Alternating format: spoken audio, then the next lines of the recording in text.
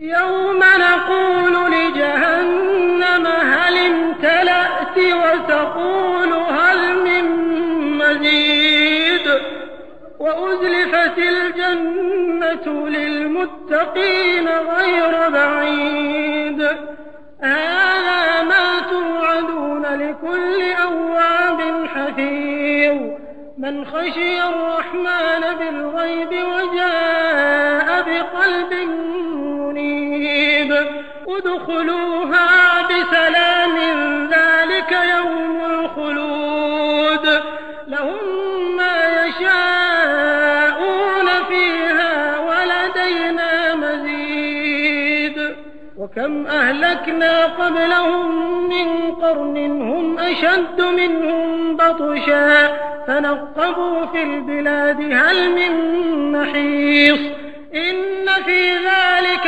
لذكرى لمن كان له قلب أو ألقى السمع وهو شهيد ولقد خلقنا السماوات والأرض وما بينهما في 6 أيام وما مسنا من لغوب فاصبر على ما يقولون وسبح بحمد ربك قبل طلوع الشمس وقبل الغروب ومن الليل فسبحه وأدبار السجود واستمع يوم ينادي المناد من مكان قريب يوم يسمعون الصيحة بالحق ذلك يوم الخروج إنا نحن نحيي ونميت وإلينا المصير يوم تشقق الأرض عنهم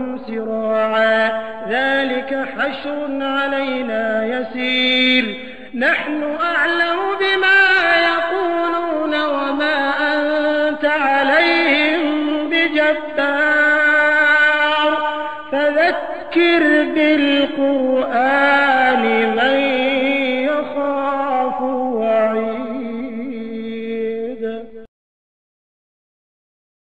ज्या दिवशी आम्ही जहन्नमला सांगणार, काय तू पूर्ण भरलीस?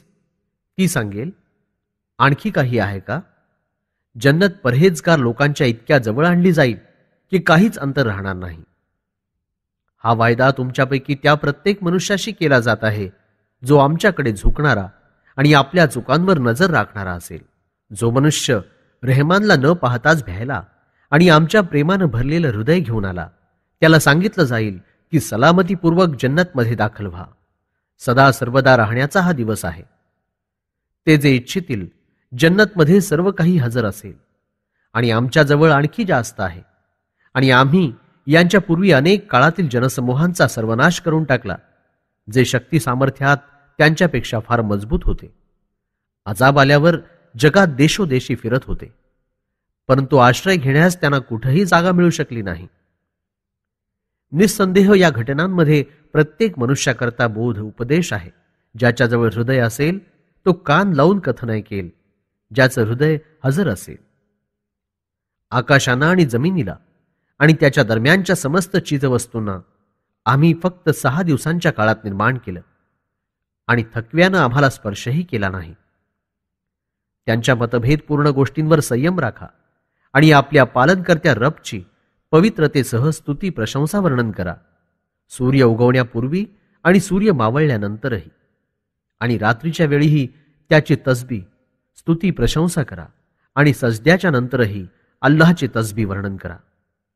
लक्षपूर्वक ऐका. एक दिवस असा येणार आहे जेव्हा एक ऐलान करणारा पुकारेल, तेव्हा सर्वांना अगदी जवळून ही पुकार ऐकू येईल. त्या दिवशी ती भयानक पुकार ते बरोबर ऐकतील. हा दिवस असेल मृतांच्या जिवंत होऊन बाहेर पडण्याचा. आम्ही जिवंत करतो आणि मृत्यूही देतो आणि त्याला आमच्याकडे परत यायचं आहे.